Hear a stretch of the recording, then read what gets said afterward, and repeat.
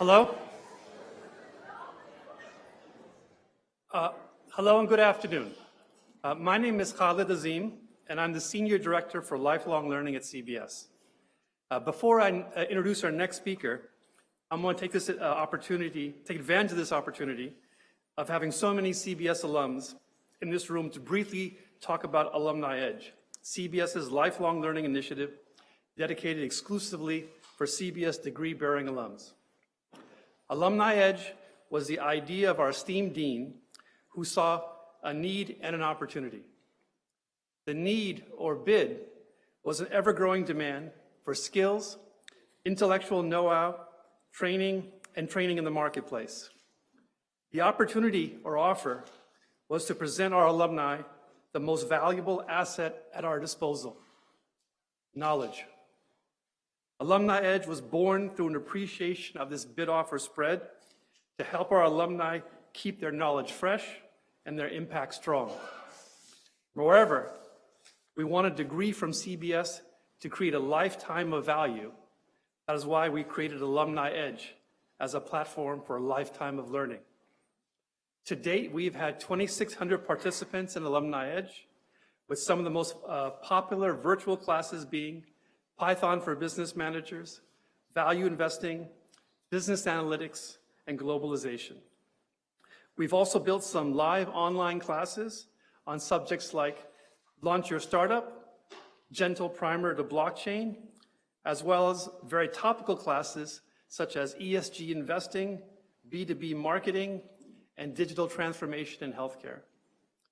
I hope that some of you in this audience have already taken some of these classes. If not, I hope some of you will sign up soon. Today, I'm pleased to introduce Bruce Usher, Professor of Professional Practice and the Elizabeth B. Strickler and Mark Gallogly Faculty Director of the Tamer Center for Social Enterprise at Columbia Business School. Bruce teaches on the intersection of finance, social, and environmental issues with a primary focus on climate change and business.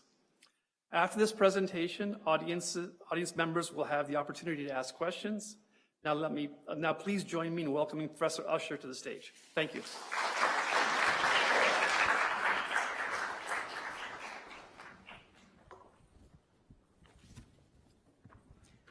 Thank you, Khalid. Let's begin by saying I'm humbled that you would take an hour out of a truly beautiful day here in New York City to spend it here with me to talk about climate change. Speaking of which, I'm going to talk for maybe 30 minutes, no longer, and then I want to open up to questions. The main reason I agree to speak at these alumni reunions is to get your questions. I love hearing questions from the alumni. It's different sort of issues come up from the classroom sometimes, so please, I look forward to that part of our hour. But let me begin by asking you a question, which is, what is the greatest influence on business since you graduated from Columbia Business School? And if you graduated when I did, 3 decades ago now, that's an easy question to answer. It's technology. Technology has influenced every element of business. It's upended every industry, from retail to automobiles, from entertainment to telecom, and more.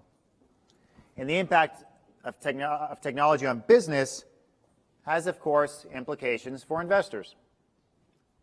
In 1992, the year I graduated business school, if you looked at the 10 most valuable companies in the world by market cap, one was a tech company. Today, if you look at the top 10 globally, 7 are tech companies. Now, as we look ahead to the next 3 decades, the greatest impact on business will be climate change. Why? Because the global economy that we have built, everything we have created since the Industrial Revolution of 3 centuries ago, it all emits greenhouse gases. And that worked. It worked well. for 300 years. It allowed humanity to rise up from abject poverty to allow a pretty decent standard of living for most of the world's population. But a global economy based on burning fossil fuels and emitting greenhouse gases, it's simply no longer sustainable. So I'm going to assume that if you took an hour out of your beautiful day today, you're already aware of the risk of catastrophic climate change, which is defined as warming of greater than 1.5 to 2 degrees Celsius. So I'm not going to spend time on that science of climate change. I'm not going to spend any time trying to convince you that climate change is a real issue. We're going to focus on the business side and what we can do about it. Fortunately, there is a path to avoiding a catastrophic outcome. This is the cover of the latest IPCC report. It was published just on Monday, and it's very clear on what we need to do to avoid catastrophic climate change. What we need to do is to reduce greenhouse gas emissions globally to zero, ideally by 2050, no later than 2070.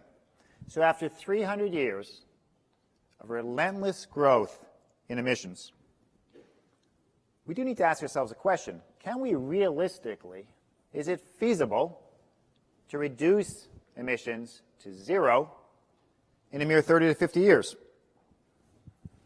And to answer that question, I want to begin by describing 5 trends that are helping to start bend the curve on these emissions, that are actually starting to head us in the right direction after 3 centuries of going the wrong direction. The first of these is the manifestation of physical risks. We're starting to see climate change actually for ourselves with our very own eyes and to experience it. And that has implications for society. For example, in the American West, we see insurers facing huge losses due to wildfires, pulling out from fire-prone areas, which has implications for the broader market. The marketplace has largely collapsed in this particular article described in the New York Times. Right? It's not just wildfires. Insurers are pulling out of markets at risk all over the place. Floods and hurricanes and other physical manifestations of climate change. And what this is doing is increasingly attracting attention to the risk of catastrophic climate change. It's no longer just theoretical. People are starting to experience it, and that is raising awareness and spurring innovation. New low-carbon and zero-carbon products, many of which leverage technology that I just mentioned affected us in the past 3 decades. They're providing consumers not just with lower emission products, but in many cases, simply better products. Tesla is just one example. It was rated the best performing car ever tested by Consumer Reports. And if you look at the basic stats, it's no wonder. This car goes 0 to 60 in 2 seconds. Nobody needs to go to 0 to 60 in 2 seconds, but it's still pretty amazing, right? This car goes 500 miles without a charge, without a recharge. We talk about range anxiety with electric vehicles. Anyone who drives 500 miles and doesn't want to stop for 30 minutes to recharge, they probably shouldn't be on the road. The point is that the Tesla isn't just a better product for climate change, it's a better product, period. But it's not alone. We have meat substitutes, like Beyond Meat, founded by Ethan Brown of Columbia Business School. We have renewable solar and wind, now the best, cheapest source of power generation on the planet. We have things like LEDs to light up our new buildings and so on. I could keep going around innovation, right? And this wave of innovation is partly driven by consumers and employees whose concern over climate change is leading to the third trend. And this is evolving social norms, especially among the younger generation, who believe that our house is on fire and are pushing, primarily older generation, my generation, others, to act on it. Following Greta's lead, high school students have staged walkouts. Younger voters support political candidates with green credentials. And awareness of the dangers of climate change has become much more mainstream. And because it's becoming more mainstream, we are seeing more government action. This may run counter to your thinking about climate change, because it always seems governments are not doing enough, and they're not doing enough. But they're increasingly doing more. A growing percentage of greenhouse gas emissions are taxed or capped, creating a price on carbon. A little more than a fifth of all emissions today have a price on carbon. Not enough, but it's heading in the right direction. That trend is clear, and it's rising globally. We have large emissions trading markets in Europe, in parts of Asia, in California, and now in China. A very large set of climate markets, carbon markets there. In the U.S., since the election of President Biden, the federal government has taken a number of actions. But in fact, a lot of the government action today is at the state level. Today in the U.S., 30 states, including many with Republican legislatures, have renewable portfolio standards to incentivize the development of renewable energy. Right? Changing social norms and government action are convincing companies to engage in the fifth trend, net zero pledges.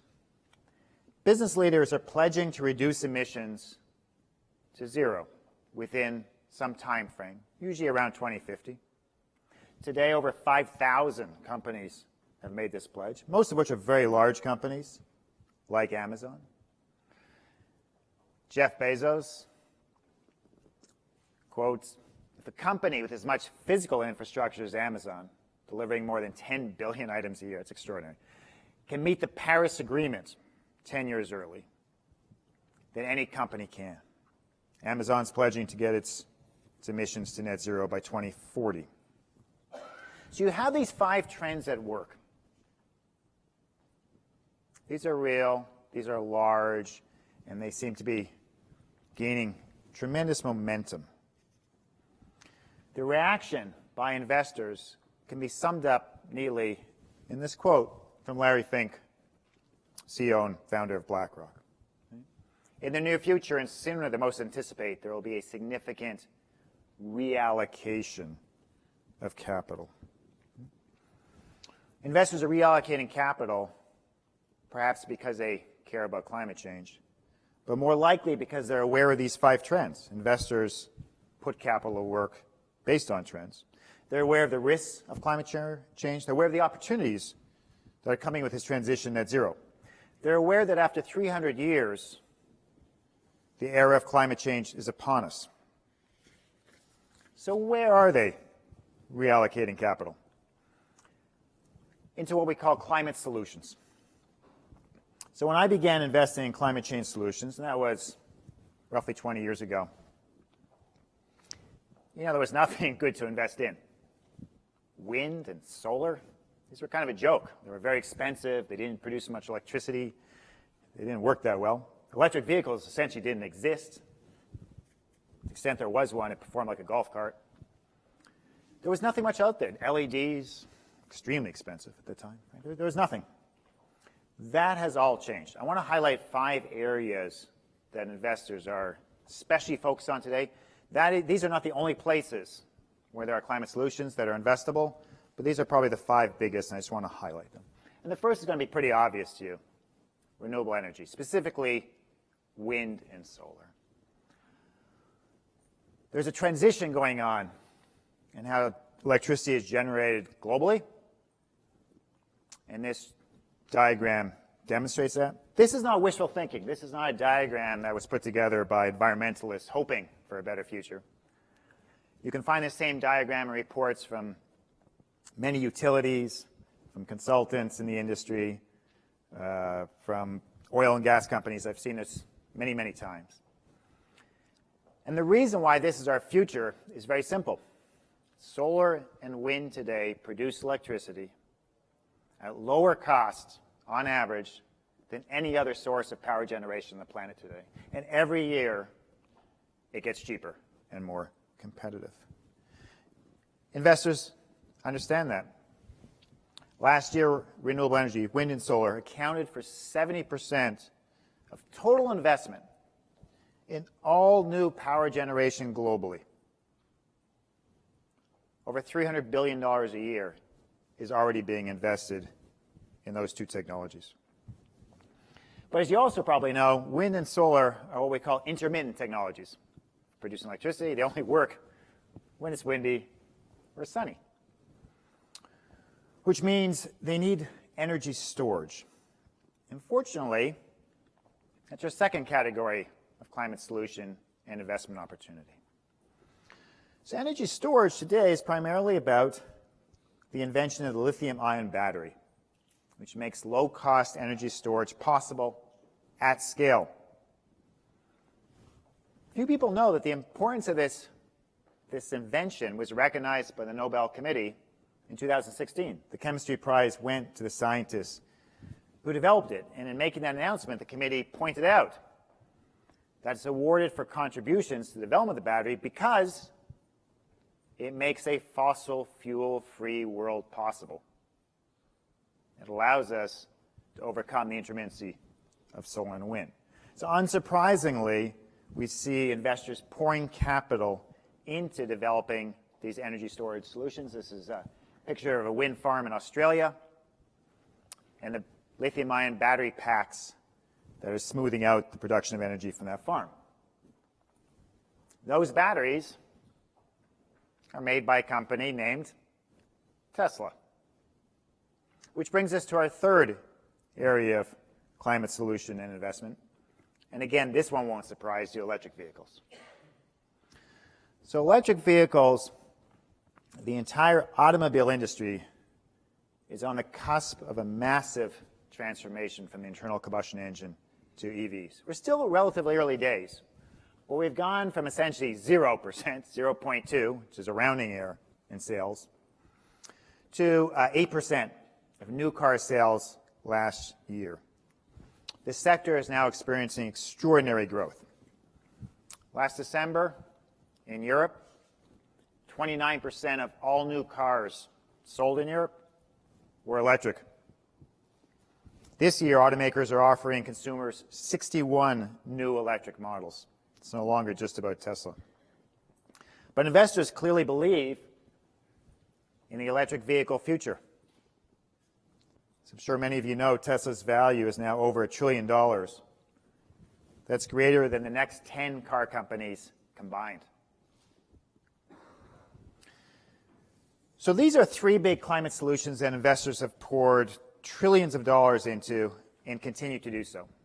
And I want to touch on two climate solutions that are less well known, but also of increasing interest to investors. And the first of these is what we call green hydrogen. Green hydrogen is production of hydrogen by using renewable wind and solar, especially surplus renewable power, because in some places we actually now have too much power at certain times of the day. That then powers electrolysis. Electrolysis is technology to split water into its two component parts, hydrogen and oxygen. And to then have that hydrogen to be used in industry. Hydrogen is a remarkable element. It's remarkable because it can be used in so many industrial applications to replace fossil fuels. Decarbonizing our remaining areas of industry. As Goldman Sachs writes, it is the ultimate decarbonization solution, okay, for what cannot be electrified. Goldman calculates that the investment opportunity in green hydrogen is $5 trillion in the coming decades. This technology is not yet commercially competitive with fossil fuels. It's not yet at scale as fossil fuels are. But there are many investors betting that in the coming decades it will be. But even with renewable energy, wind and solar, even with energy storage, even with electric vehicles, even with green hydrogen, we still don't reach net zero. We don't reach net zero because there will always be some emissions remaining. Zero is a hard number to get to. It's zero. Just sitting here in this room, we have greenhouse gas emissions. And this means that our final climate solution I want to mention is what we call carbon removal. And there are a whole suite of carbon removal technologies. But the concept's pretty simple, that at some point we're going to have remaining emissions, and that we must and will offset those remaining emissions by removing CO2, either before we emit it, it's called carbon capture and storage, or after it's in the atmosphere. We either reduce it through nature-based solutions, like planting trees, or through direct air capture, technologies that literally pull CO2 out of the atmosphere. Fortunately, there's a lot of technologies under development in this area. And what we're seeing now is a rapid influx of capital into these carbon removal solutions. To give you just one example of that, on Wednesday of this week, Climeworks, which is a company that builds units that suck CO2 out of the atmosphere, it's still a pretty small company. In total, it's taking about 10,000 tons a year out of the atmosphere, out of the 50 billion tons that we emit. So it's not even a rounding error. But investors see the potential of this. Wednesday, they put $650 million into that one company in its latest funding round. Investors are also beginning to see that these climate solutions, while each one creates enormous investing opportunity, they're also connected. It turns out they're better together.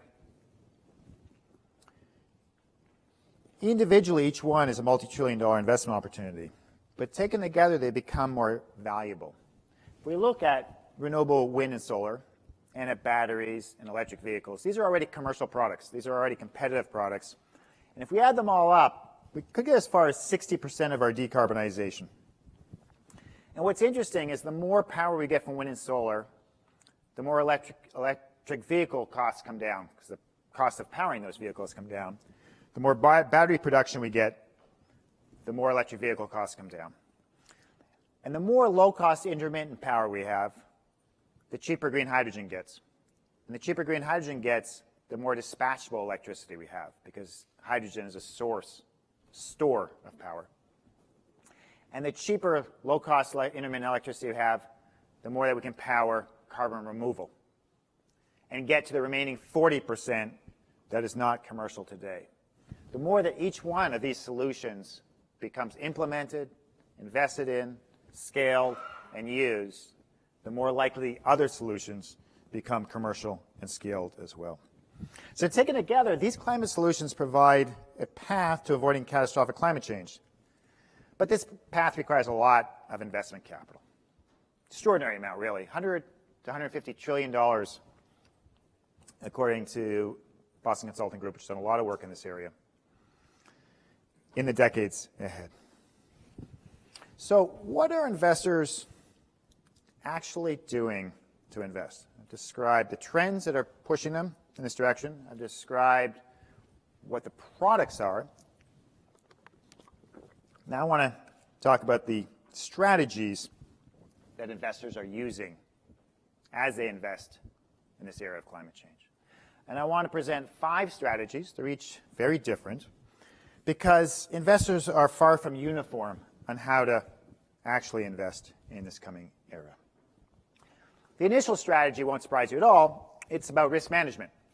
A lot of investors are looking at climate change and saying we have to protect our investments against risk. And the first risks are obviously physical risks, the acute risks of extreme weather, storms, and the like, and the chronic risks of rising temperatures and rising seas.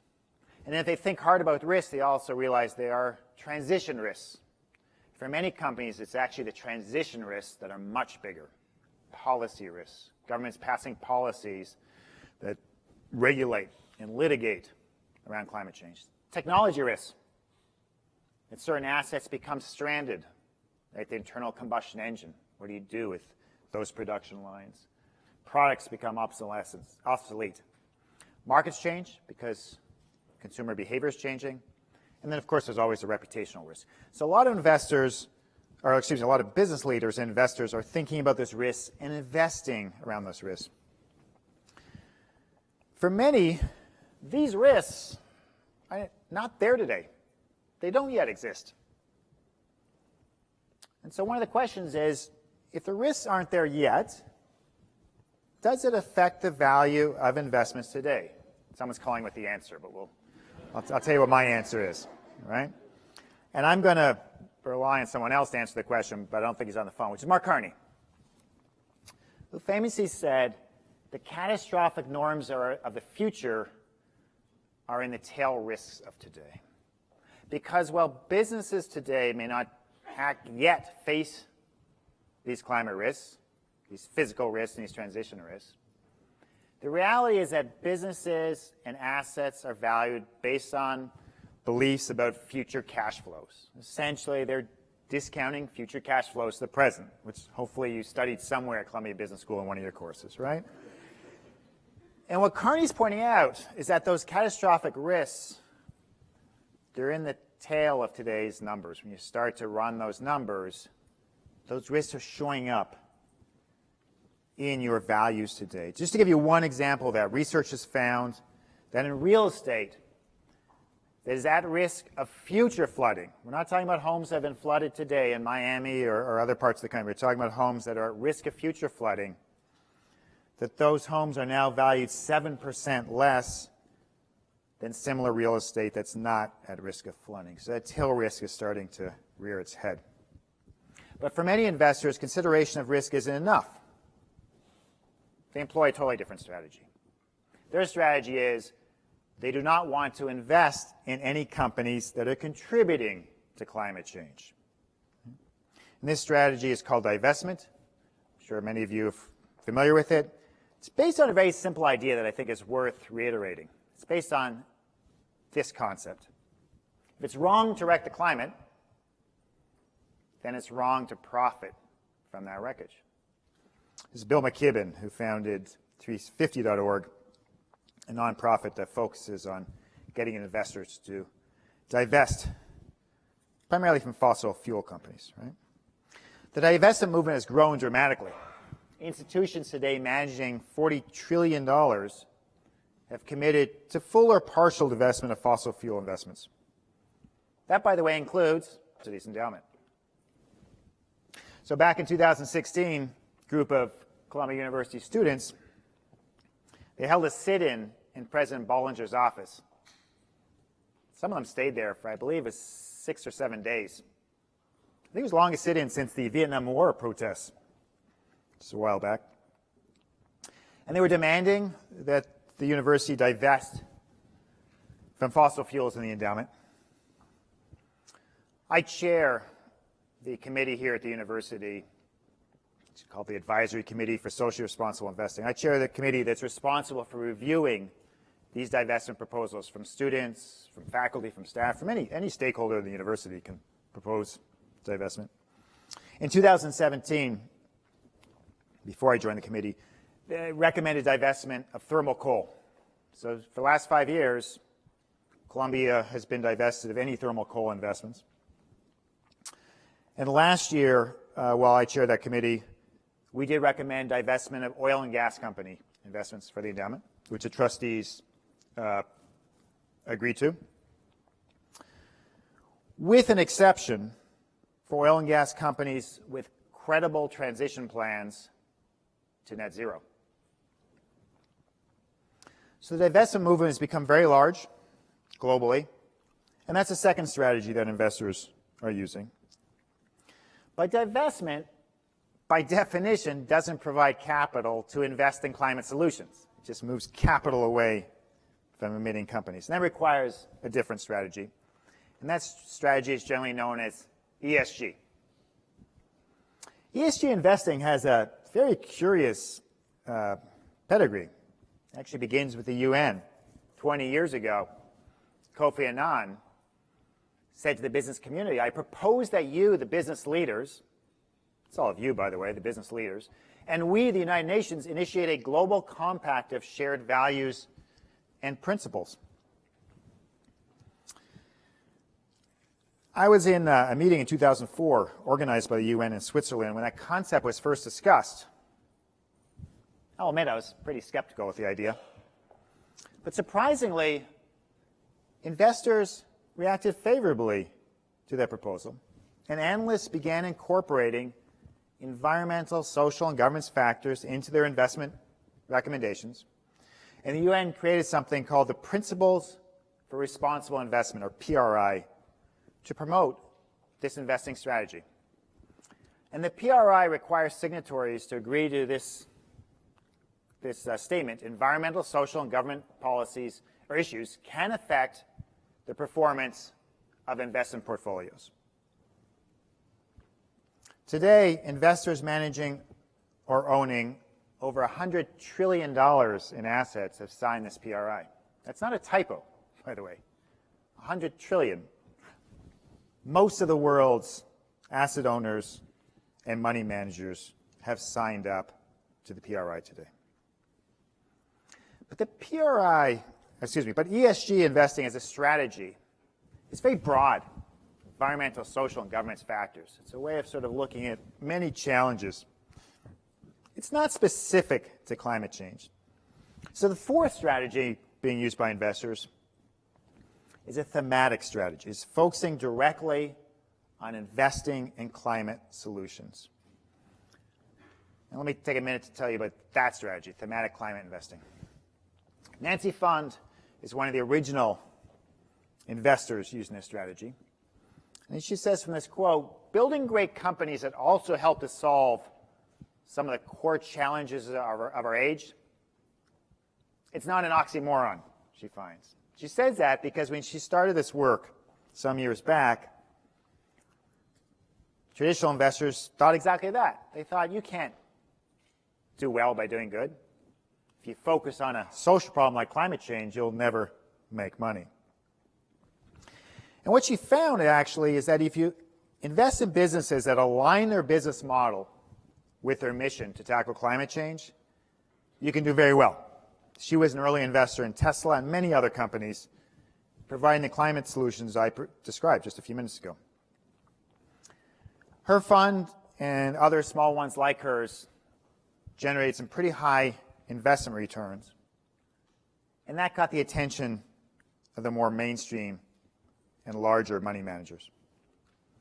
And today, nearly every large asset manager has a thematic climate fund.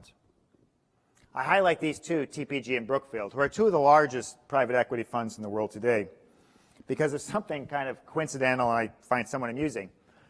In the morning of July 27th last year, TPG announced they'd raised $5.4 billion. This is for a new fund. $5.4 billion is a pretty big raise in a new fund for the largest climate-focused fund in the world. That was in the morning. In the afternoon, Brookfield topped it. Brookfield announced $7 billion for its low-carbon energy transition fund. So a little bit of jockeying among the big players. But here's the thing. It's not just TPG and Brookfield. Blackstone, KKR, Wellington, BlackRock. Nearly every large PE firm has launched similar funds in the last year or two. But even the thematic climate investment funds, they can't finance all of our climate solutions. Some of the solutions are too risky, too early stage, not commercial enough for commercial investors. So this brings us to our fifth and final investing strategy. It's called impact first investing. And the largest and probably best known impact first investor today is Bill Gates. And he founded an investment fund called Breakthrough Energy. And from this quote, you can see what this strategy is. We're willing to wait a longer time for returns than other funds. What he really means is other more traditional funds that have a fiduciary responsibility. Right? Investors like Gates can provide patient capital. They can take the risks that investors with a fiduciary responsibility cannot handle. So Gates founded Breakthrough Energy essentially to get climate technologies to scale, right? Impact first investors like Gates, they're financing green hydrogen. They're financing direct air capture. They're financing the other pre-commercial climate solutions that need this capital, but traditional investors simply can't do.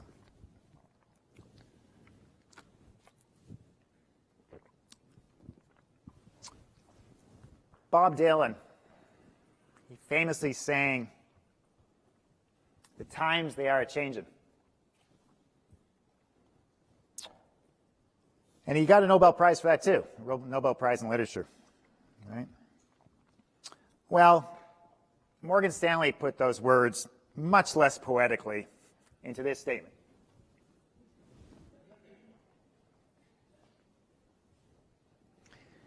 It's like the understatement of the year. Could present a material, economic, and humanitarian opportunity. But I believe they're absolutely correct. Decarbonization will change nearly every business everywhere. That will create winners and losers in the business world and winners and losers among investors. Great wealth is going to be made and lost in this transition to net zero that will play out over the next 3 decades. Which is pretty important to know if you're an investor. But there's even a more important thing to know. And that's whether it's going to matter. Will we avoid catastrophic climate change? You may not like the answer.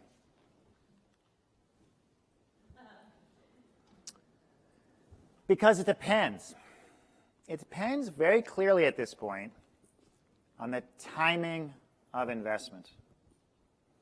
We actually know how to solve climate change. When I say solve, by the way, that doesn't mean this thing goes away.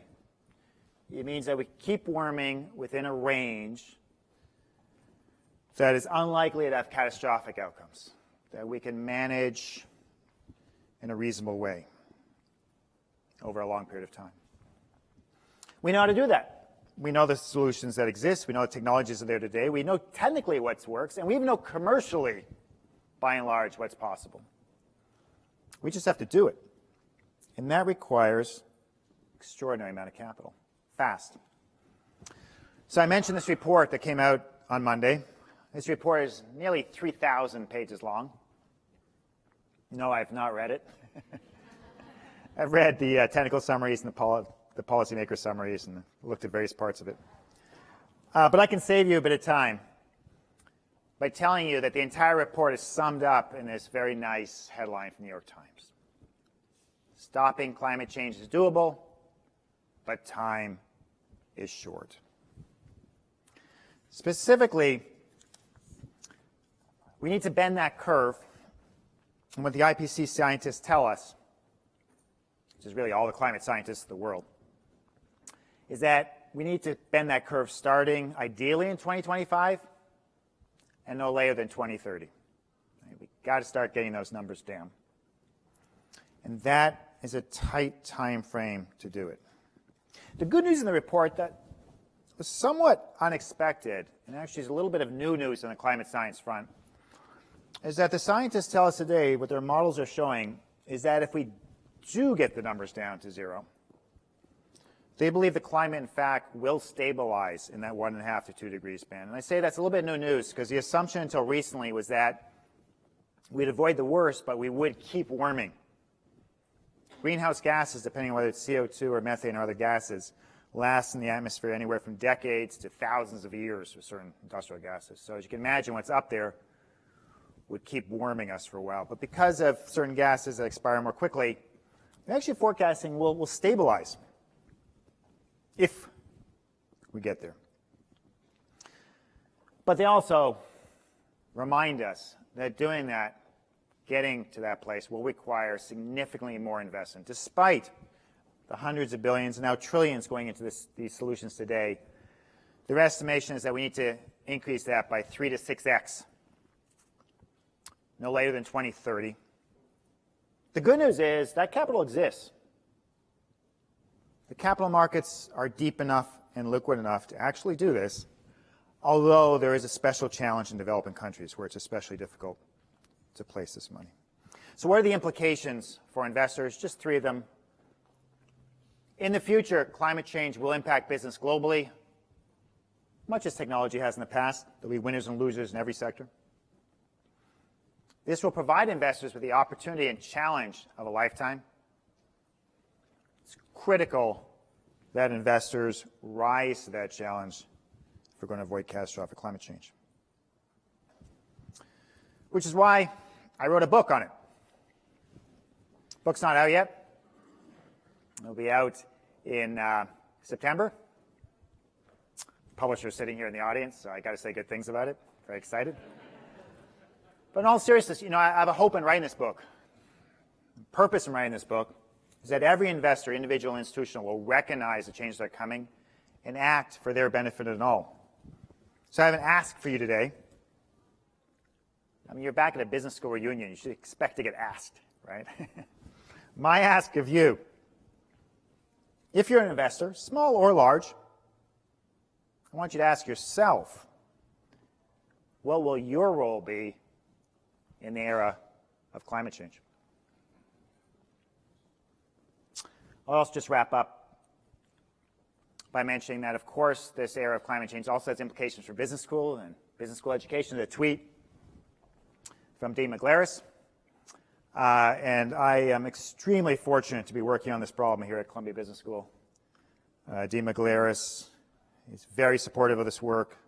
We now have more than a dozen faculty doing research related to climate change in business and investing.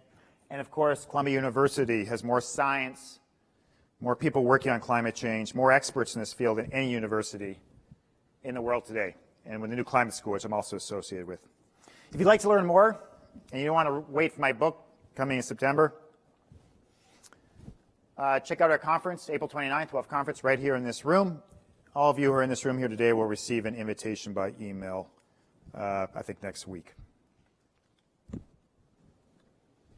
think we have, how many? We got 10, 15 minutes for questions? Terrific. There are mics and runners, and please use a mic if you can, because I think there are some people in other rooms so they can hear as well. And whoever gets a mic first gets a question. It's good to see you. Yes, former student. Good to see you. It feels very familiar asking you questions. But anyway, two questions, because it's been 2 years. One, what are your thoughts on nuclear energy, because it's increasingly come in vogue again? And two, what are your thoughts on, once this capital is deployed, moving capital is hard enough, but with the case of climate change, it's not software.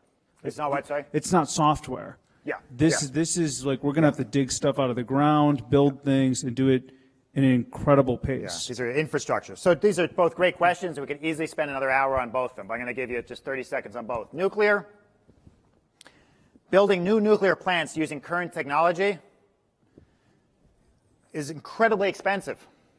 And also takes incredibly long time. The only nuclear being built in America is down in Georgia. Those two plants are just about bankrupting the state. I think they've been in development for over a decade. What a foolish way to generate new power generation today. You can use wind, solar, even natural gas if you need to for now.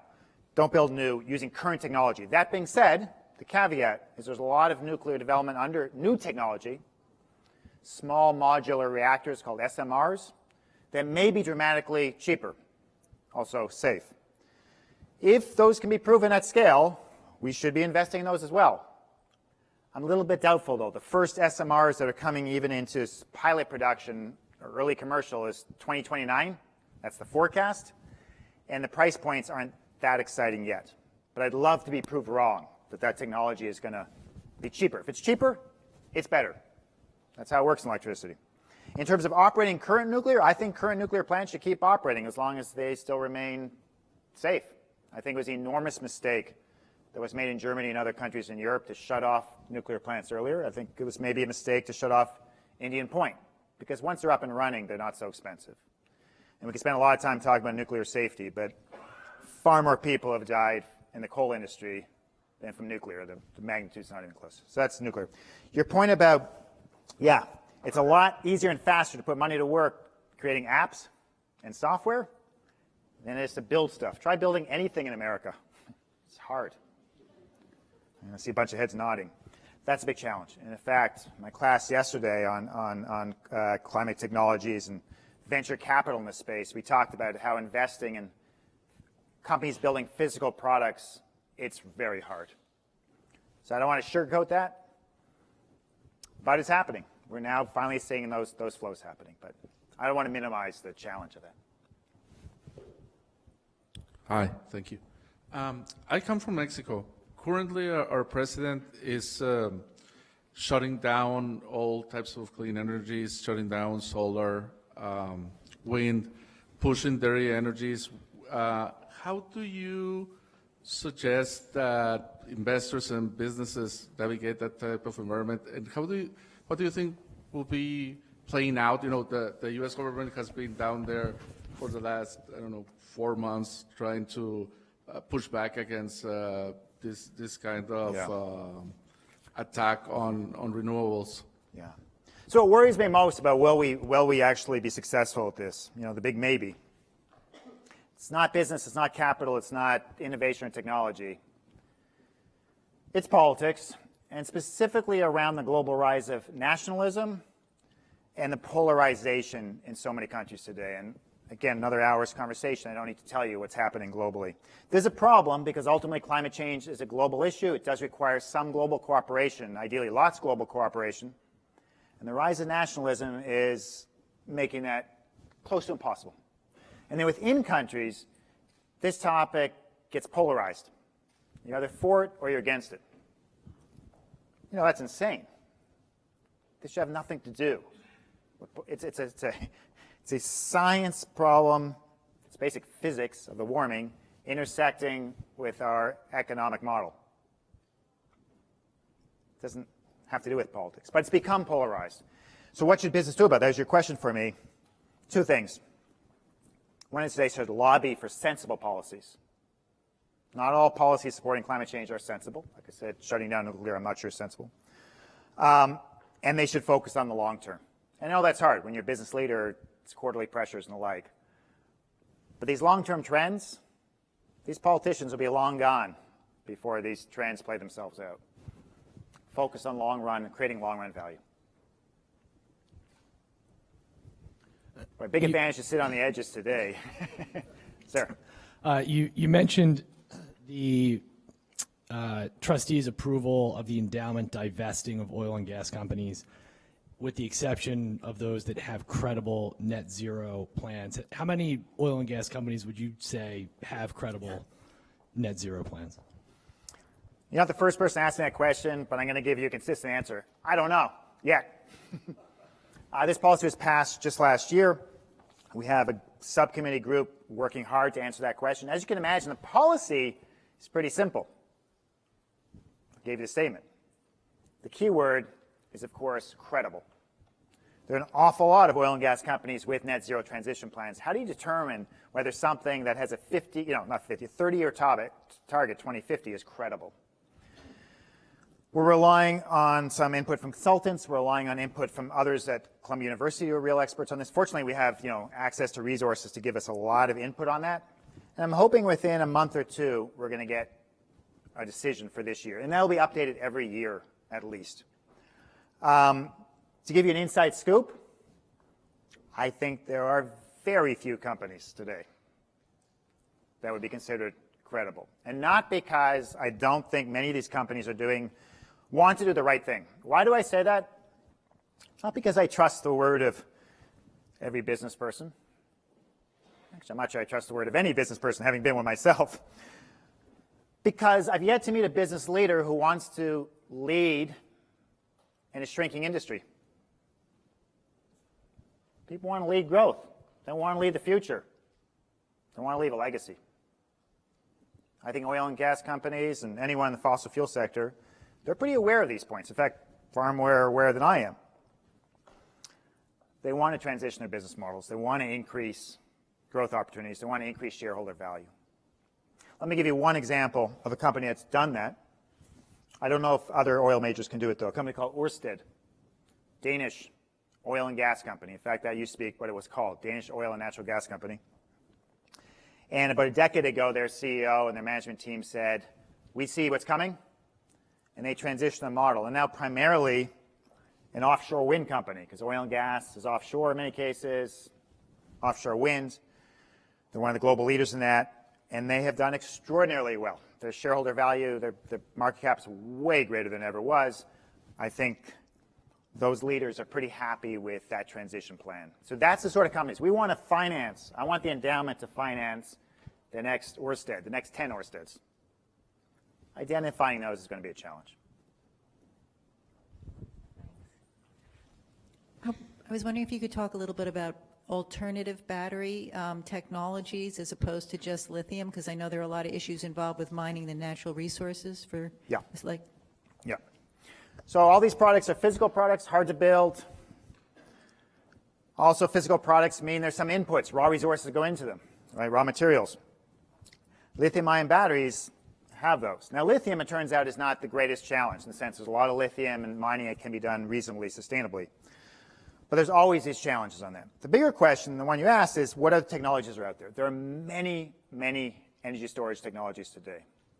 Flow batteries, which is a completely different technology, may be the best competition. Flow batteries are heavy, so they're not good for vehicles, but they're good for stationary storage. There are all sorts of really odd energy storage technologies, like cranes that lift blocks up of cement, and then when you need power, they just let them down. Things like this. Here's the key point. I don't care which technology stores energy. All I care about is cost. And the lithium-ion battery has a huge advantage. Not just because it's the cheapest form of storage today, but because every one of you in this room is making it cheaper. You're making it cheaper because the phones in your pocket and the computers and the tablets all use those same batteries. And the more consumers buy those batteries, the more businesses develop them, invest R&D, investors back them, and drive down the cost. They drive up the efficiency of those batteries and make them that much better. So the lithium-ion battery has a huge head start over other technologies. It just keeps getting cheaper year by year. By the way, I keep talking about technologies getting cheaper. 2022 is going to be the first year where most of these technologies are not going to get cheaper. They're getting more expensive. That's due to supply chain constraints, commodity prices spiking, and so on. Over time, technology always gets cheaper over time, but this year is going to be a strange year. Do we have time for one more? One more question. Sorry for the time limitation. All right, we worked our way to the middle. Terrific. Hi. So you mentioned different investment-centric options for addressing climate change, including the Gates approach of delayed returns. You also mentioned carbon takeout as only as the way to address that remaining emissions after scaling those like techs like EVs and renewable energy sources. I'm curious, why isn't the climate change narrative more focused on immediate carbon takeout without needing a return? Said differently, like I subscribe to a service that offsets my total carbon footprint, including the beef I ate today for lunch and the flight here from across the country, and it costs $30 a month. Yeah. And I think that other more efficient services could do like 20 times my footprint for about $1,000 a year. Yeah. So do you think that there's potentially high impact path for offsetting or addressing climate change by just getting people with disposable income to do this without needing the ROI? Yeah. That's a lovely question to end on because actually it refers to, all of us in this room could right now walk out there and offset our emissions. Right? I'm going to assume we're all well enough off to do that. And as you pointed out, you offset your emissions for a flight for like $30. So why don't we just all do that?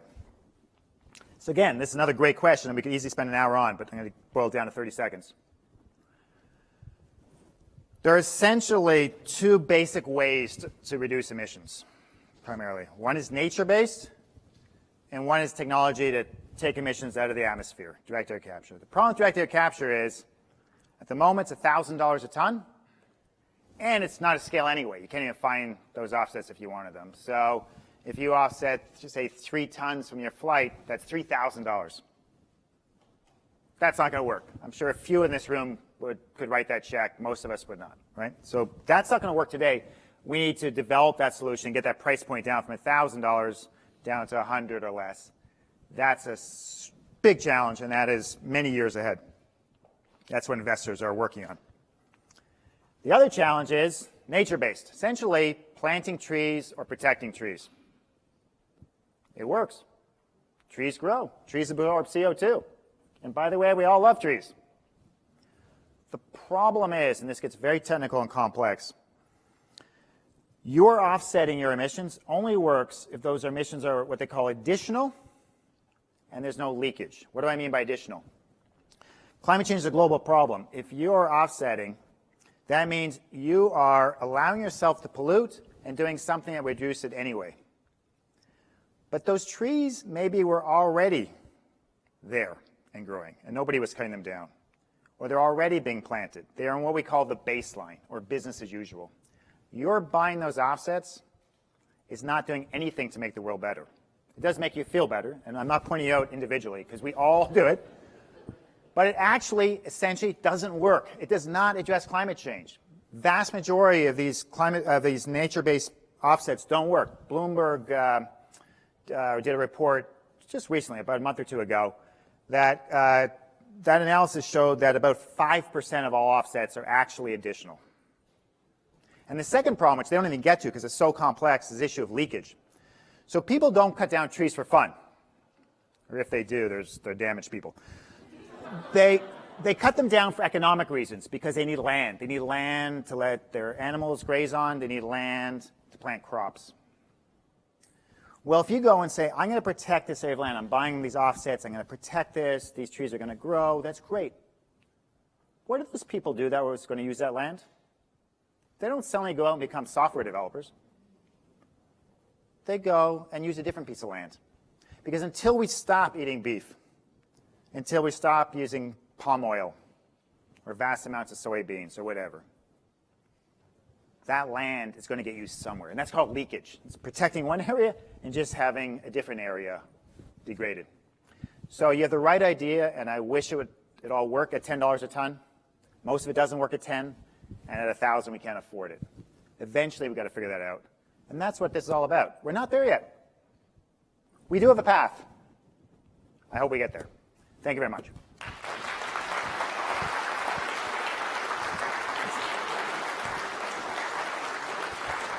Thank you. That's a tough act to follow up on and close up on, but I'll do my best. Actually, I got to talk to Bruce. I served as an officer in a nuclear-powered submarine in the U.S. Navy, so we can talk about nuclear power a little bit later. But thank you for what was an engaging and informative presentation about climate change and the intersection of business. I'd like to thank everyone that joined us today. I'd like to make a final announcement about Alumni Edge. The program is intended to be an investment by the school in its alums, in you. We charge an nominal administrative fee of $250 per class. Though our expenses far outstrip our revenues, we see this negative carry as an investment in the alums and representations of access to CBS Knowledge Capital, to those very special individuals who have earned a CBS degree. That said, as an added bonus for those of you at Alumni Reunion, we're going to make available free of charge access to our business analytics class. You'll be automatically enrolled and will receive an invitation to participate via email. If interested, all you have to do is accept. Up next is Professor Dan Wang, and I hope you'll stay for that presentation starting in about 15 minutes. Thank you.